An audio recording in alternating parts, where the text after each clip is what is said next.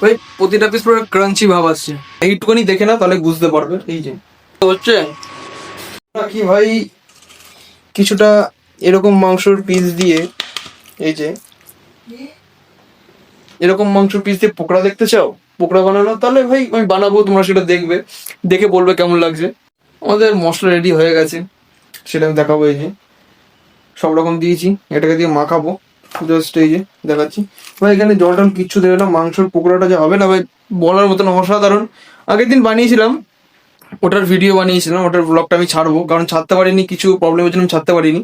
আজকের এটা দেখে না, এইটুকুনি দেখে না তাহলে বুঝতে পারবে। এই যে রেডি হয়ে গেছে। এই যে ভাই প্রতিটা পিস পুরো ক্রাঞ্চি ভাব আসছে, আওয়াজটা অসাধারণ। এই যে এইদিকে হচ্ছে সস লেগে খাবে, আরো টেস্ট হবে।